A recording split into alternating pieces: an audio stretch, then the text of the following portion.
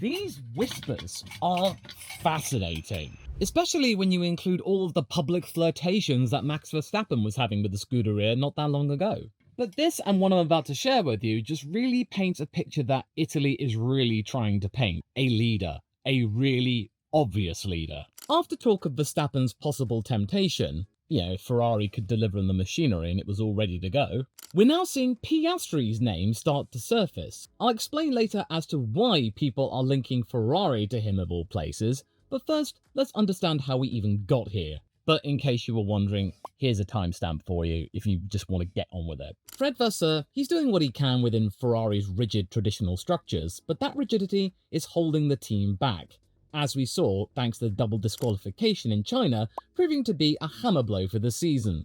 The SF25 ran too low, scraped its plank beyond safety limits, and it pretty much set the course for this car. You could easily say that Ferrari season was over before it even began. In short, it was a fundamental flaw with this design, and it's led to Charles Leclerc basically summing up that he and Lewis are essentially passengers of this particular car, that they are the fourth force within 2025, and this is their words, not mine. And this coming from the guy who not that long ago was saying, come on everyone, let's keep fighting for 2025, there might be something to this. There isn't anything to this. He is now Leclerc giving up on this year, that we might not even be seeing this car even being worthy of a podium. And is that the kind of rhetoric that the Tifosi wants to hear? Because for Ferrari, leadership is some kind of form for Italy of national therapy. Every generation in Italy has its Scuderia hero. Ascari in the 50s, Lauda in the 70s, Schumacher in the 2000s, but right now, there's a bit of a generational gap forming. There's been no new messiah in red for ages. Charles Leclerc has been trying and failing to reach that milestone due to the failed title bids, 2022 being the closest example of all of this. Fernando Alonso, Sebastian Vettel, they themselves had moments where they looked like they could join the ranks of Schumacher, Lauda and Ascari, to name but a few, but they ultimately became fallen angels. And for a country that holds Ferrari so dearly, part of its own identity, having this sort of void is akin to having an existential crisis. And also as a McLaren fan, I want Ferrari to be firing on all its cylinders. And what the Tifosi wants right now is just a straight-up leader. Someone who can grab them by the balls and just get on with things. Not just people who have won quite a few races. There is every possibility that next year, if Ferrari get the car right, Lewis could be that particular person. But right now, he's not giving off the one vibes. He's doing things very, very quietly. And that's not part of the usual Ferrari leader playbook. So watch this space with that one. And the words of former Benetton team owner Alessandro Benetton are quite telling. That right now, there is not one real leader the entire team can get behind and stand out and make a difference and inspire the team. It's kind of true. There doesn't really seem to be one standout and obvious candidate for that role who has universal appeal and solidarity. Whoever you turn to at the moment, there is seemingly a degree of resistance or resentment pushing back at them. I mean, you only have to look at Elkann and Vigna, the Ferrari executives, which have successfully managed to erode the line in the sand that Enzo Ferrari himself had established between the road company and the race team, so that means they can both get on with their own thing, stay in their own lanes. I can imagine that loads of Ferrari purists are aghast at what has happened, and that the Scuderia has basically become an element of Ferrari's company profits. And yes, Vasseur has stability on paper. He's got that new contract and all, so he has jurisdiction from the higher-ups to continue what he is doing. But when you keep getting reports of Fred Vasseur having mega frustration regarding what is happening right now, and also some high-level engineers just straight up going against him, having blazing rows, and other engineers completely leaving the team entirely, Wolf Zimmerman, Enrico Cardile, it's not a good look. And as I touched upon, Hamilton does bring experience and illusions of calm authority. Yet by his own words that he's been saying over this year, he seems to be working on something in the background that he can't really divulge with us at this time. He's doing something, but this is very unorthodox for Ferrari drivers who are expected to lead the team. Usually, you are expected to make a song and dance about it, and Lewis isn't really doing much of that. What we are seeing is a driver who has lost his way, and that might not be what he's trying to telegraph, but that's the way that the Tifosi are connecting the dots at the moment. In essence, it's quiet leadership. And then there's Charles Leclerc, the person who really should be fitting into the leadership role as of now. and a role that he's pretty much had since the middle of 2019 when he got his contract extension. He was really showing Sebastian Vettel up, and many people were thinking, yes, Il Predestinato is the guy to get behind and Ferrari will see glory with him for many years to come. Well, you can arguably say that he had half a year of glory. And the Monegascers fought hard to keep going, believing in the team and the world of the Scuderia, but I can imagine that right now, with Ferrari looking at the prospect of not even hunting for a podium anymore this year, the SF25 leading the fewest amount of laps in a season since 2020, the words from Vettel's parting message to Leclerc on his helmet saying, "Don't waste it," yeah, that might be coming to the back of Leclerc's mind. And especially off of the back of all the mutterings that I mentioned that Leclerc was the one to really keep fighting for the SF25 to develop more and more and more instead of focusing on next year, which is what Lewis mainly wants to do. There are now burbles under the surface that many engineers within Maranello aren't best pleased with the way that Charles Leclerc is conducting himself, what he is saying on the radio about the car. And you've only got to look at the most vicious lashing out, the lashing of tongues around Marina Bay, when he was talking about lifting and coasting and really getting something stuck under his craw about it. And this LICO thing, lifting and coasting, this is not a recent phenomenon. This might be something that Ferrari's been dealing with for months now, as well as rear brake disc imbalances. And this is something that Ted Kravitz noted back in July. Him saying that this trick of lifting and coasting could help the car raise its ride height slightly into corners, meaning that it could glide into them, protect the plank, and avoid another disqualification from the plank wearing too much. A smart fix, yes, but it's also a daily reminder that Ferrari is compromised right now. And this is a really, really big flaw given that the ground effect element of these cars is the main source of downforce. It's not going to be a solely engine formula either. What you need is a complete package, and the downforce down below is still an element of it, it's just not the main element of it anymore. But it may mean come the end of the regulations, when you get to convergence, trying to extract that last little bit is going to be very important. But in a way, I can sympathise with Charles getting so irate on the radio. If this is something that has been instilled to you for months, this LICO technique to get over a particularly big flaw with your car, you are going to instinctively resort to it. You do not need to be reminded. It's like how, despite we are nearly the end of the year, Riccardo Adami and Lewis Hamilton, they still haven't quite meshed the way people hoped they would. Yes, it's not nearly as cantankerous as it was at the beginning of the year, but it's still not been ironed out yet. And even though Leclerc has once again committed himself to the team after last week's rumours spiralling that 3 teams could be vying for his attention, that he would remain with Ferrari until he stopped believing, Singapore probably was not the shot in the arm that he needed to start believing more. And it just makes me wonder that if Austin turns out to be another bad race for Charles Leclerc, a track which he actually really rates and has had a fair amount of success at, I do reckon that many red flags will be waving within the Ferrari walls. And yes, I know you're going to be saying, well, you can't make any judgments right now. 2026 is the right time to make judgments at the beginning of a new cycle. Yes, you're absolutely right. That is going to be absolutely crucial, as mentioned by Charles' own manager, Nicolas Todt, the son of Jean Todt, one of the living legends of Scuderia Ferrari, who apparently aren't taking his calls anymore, which is, sad to see. And that applies to Lewis Hamilton as well, him putting a huge amount of faith in the brand new regulations that maybe he might be able to gel with them more than he has with the ground effect cars, especially in qualifying.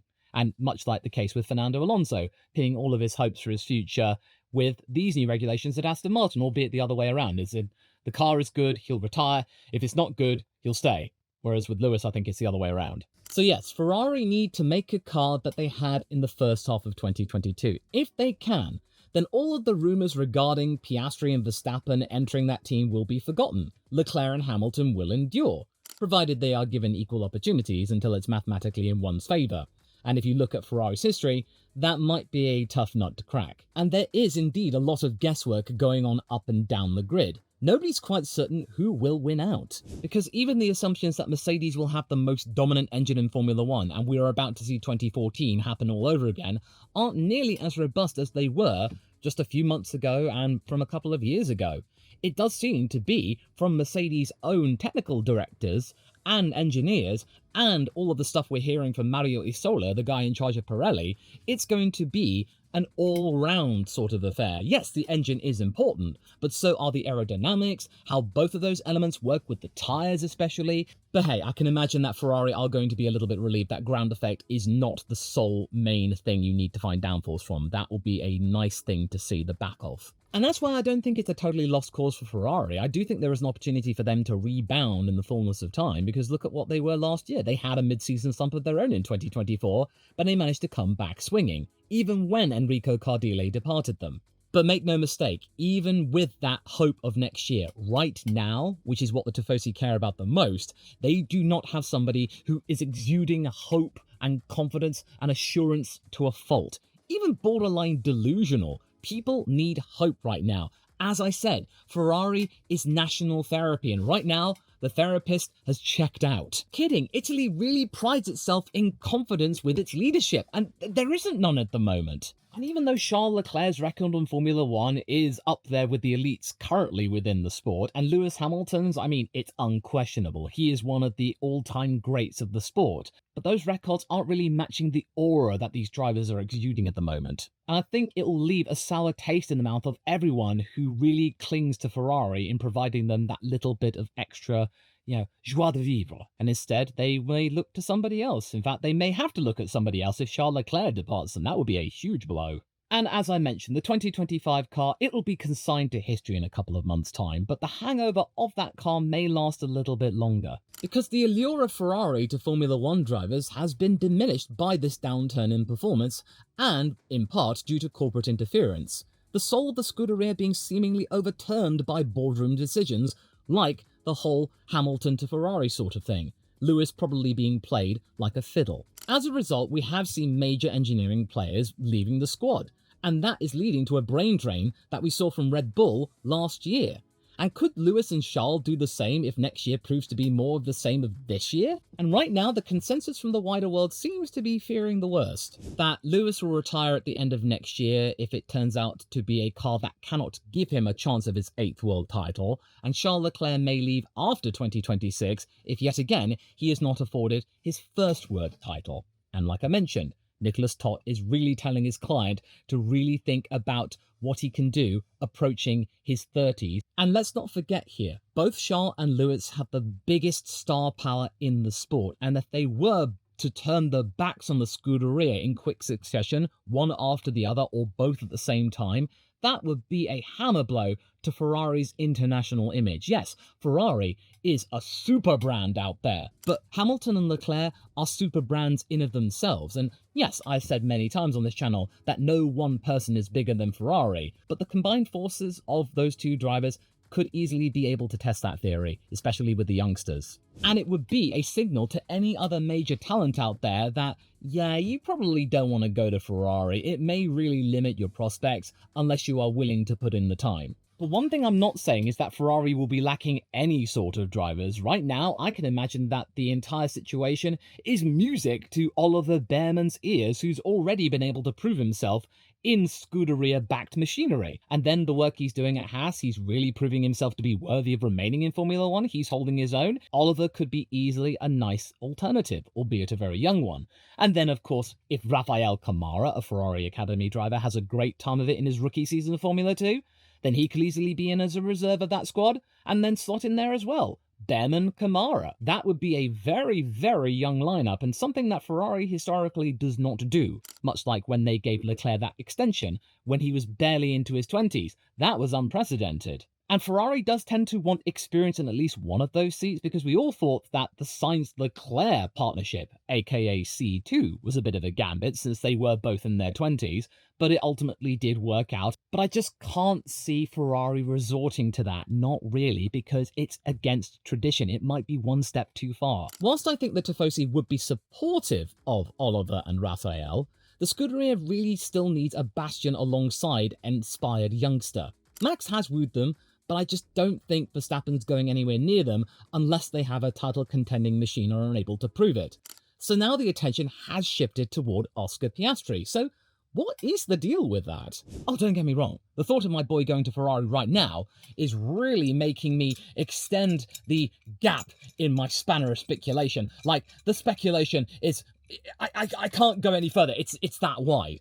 You know the whole saying of there is no smoke without fire? I do feel like there is enough smoke circulating around Formula One to provide at least an element of thinking, instead of just solely thinking, "You're out of your mind!" His link to Prema from his F2 and F3 titles gave him early exposure to Italian fans, and his cheeky little mentions of being 3/16 Italian only fuels the mythos. But let's start with the facts we have that anchor the spanner. Despite McLaren signing him into a fresh multi-year extension earlier in the year, that reputable reporting sort of pegs to 2028, there is always a chance or risk of contracts being bought out, the long-term element making it a very, very expensive repellent Oscar's future. Same applies to Lando, and Ferrari had their own one saying that Leclerc's contract would go beyond 2024, with a possible exit around 2027, so there is some wiggle room there is an asterisk. And Hamilton's future, his contract, it's usually between 2-3 years, many people thinking it's 2.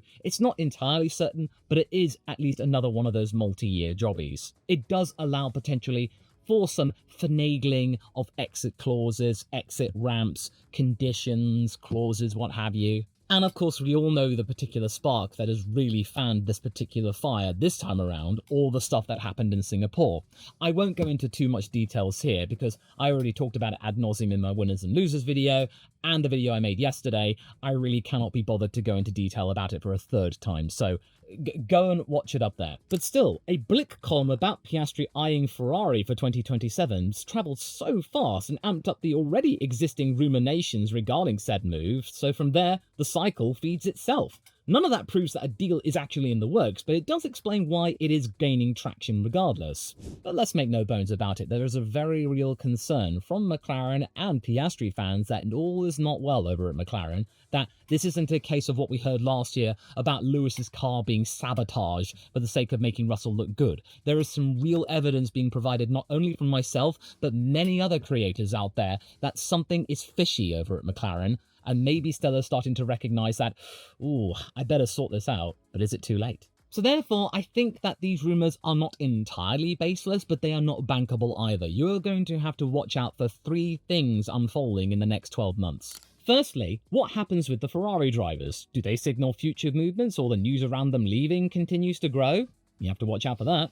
Secondly, whether McLaren's internal handling of their title fight cools or overheats. You know, if 2026 proves to be more of the same that we've had this year, only Lando and Oscar will be more willing to push back or even take their gloves off entirely and break rank. But that in of itself is dependent on whether McLaren and Mercedes have the right package to be able to continue what they've been doing in 2025 and through 2024. And then thirdly, all the stuff we see in pre-season testing for next year, as well as the flyaway races. You'll start to get a good idea as to what the initial pecking order is and where things could potentially go. Because performance can easily outweigh sentiment when you actually see the numbers, and that's why we're seeing many people telling Leclerc to think logically. So yes, until we actually get those data points, the smart money will be that Piastri will stay put, and that Leclerc will stay put, and that whoever partners him up if Hamilton chooses to retire anyway, if he can't go for that title, it's gonna be Behrman. But I think another thing that is going to keep these rumours persisting, especially if Verstappen is likely to remain at Red Bull through to his retirement from Formula 1,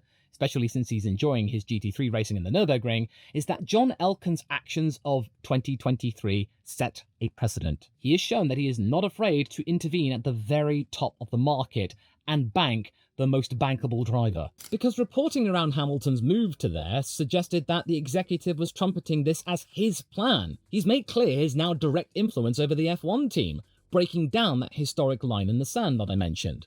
And Ferrari publicly framed that deal as a multi-year one without disclosing the proper term, although many suggest it might be a 2+1 sort of thing, which does leave room for 2027 if Hamilton does call it time. Also, Ferrari are winless this year, which is when big brands start thinking about maybe having a reset leader if things go south further. Oscar could be the more likely of either he or Max, he'd certainly be cheaper, to maybe bring some new sense of perspective and brand new leadership.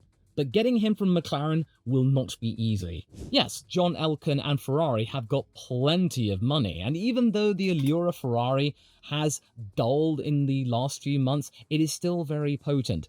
As Carlos Sainz said, when he got the call up to Ferrari despite gelling well with McLaren, it was irresistible. That was back in 2020. Their annus horribilis. The hope of them resurging might be enough to tempt Piastri, but just look at what's going on with Zach Brown and Alex Palou in the courts right now. Contract finagling, contract debates, McLaren are suing the Spanish IndyCar legend, the living legend, for $21 million. It goes to show that in terms of contracts, especially with pinching Piastri from Alpine, McLaren are absolute beasts. They are not going to roll over easily, and they may not even entertain the idea at all. But then what might help Alpine is that driver pay and the costs around them aren't held under the cost cap. So Ferrari, they could spend whatever they want. I wouldn't be surprised that John Elkann goes, hey, I'll give you $100 million for Oscar. Deal? And let's not forget, Formula One has plenty of examples, especially in recent times, of drivers being bought out of contracts. Eddie Jordan suffering that twice, with Eddie Irvine being bought out of his contract with them, going over to Ferrari to partner Michael Schumacher himself being bought out of his contract with Jordan to Benetton. And then Valtteri Bottas's deal with Williams got bought out by Mercedes, and there were some concessions and benefits given by Toto to Williams, but let's just say that teams are prepared to sweeten the deal to make sure they get the driver that they really, really want, even with an ironclad contract. But of course, it's got to be above board, as we saw with Oscar Piastri and his little foray to the contract recognition board. Whatever deal Piastri and Elkann come up with, it has to go through that board, and Brown has to ultimately give his blessing. But you might be thinking, well, what would Piastri stand to gain by swapping Papaya out for red? Well, obviously, the chance to be Ferrari's focal point if both seats open, because even though Oliver Behrman is a really impressive rookie, he does not have that star power as of yet. But in all seriousness, the focal point element of Ferrari is tempting, since right now, as we've seen at McLaren, that is not guaranteed, since the team has revolved around Norris since 2019, and Zak Brown has plenty of personal history with the Brit. Then, of course, there's brand gravity. Ferrari's megaphone dwarfs almost everyone else's, and its partners talk about a Tifosi audience approaching nearly 500 million around the world. And even though the megaphone isn't working as well as usual, that does drive endorsement value and cultural reach just enough. Also, you got to be thinking about this. If Ferrari do get things right, or at least are able to develop fast enough after a really tricky start, 2026 again is going to be crucial, Piastri would be the lead driver of a fully works-based team, instead of what you got at McLaren, despite their success, is not a works team. It's a customer team with Mercedes, because you only have to look at the social media feed from Mercedes. They very much have McLaren cars in their posters alongside their successive Mercedes cars. They are reminding people that it says, yes, we have to remember, even though McLaren are doing really well, they're being powered by Mercedes, so in a way we are actually celebrating alongside them. It's a nice little endorsement that Mercedes were the most dominant force within the turbo hybrid era. And also, I think this might be also quite pertinent, especially for Matt Webber. If Oscar were to go to Ferrari, it would be very, very certain if Leclerc and Hamilton left, he would be the number one, no questions asked. And sure, he may be partnered up with a Ferrari Academy driver, but they would still be youngsters, and in that traditional element of Ferrari, Piastri would reign supreme. And that would be fine by him, after all of the stuff he's tried to put through when he has been just seeking clarity and parity. But timing is everything here. I just want to make that really, really obvious and abundantly clear. That I am not saying that these rumours are absolutely concrete believable, but what I am trying to say here is that it is just about believable enough to be able to debate in this environment. It's only a discussion, my friends, and it's enough just to make you go, actually. And also, Ferrari's decision-making, it's been first and foremost mainly about prestige preservation. All about the legacy. The brand thrives on symbolism. So bringing in a rising, clean-cut Australian like Oscar ticks every corporate box if it came to it. And if Max was not convinced to join them, Piastri would more than do. Cool, calm head who has actually in recent times been able to show he is actually human. That could be the equivalent of a PR exorcism for Ferrari. But yeah, again, the real trigger is nothing to do with how legit the rumour sounds. It has to be with what goes on next year. Next year's preseason testing and Ferrari's leadership clarity will tell us more. Because if Leclerc and Hamilton both walk even close together, you've got yourself there a crisis, my friend, and they need somebody to fill in the hole. But what shouldn't be a crisis is you deciding to stick around and watch this video that I and YouTube think you will like. I'll go and see you over there, but maybe with a different article of clothing.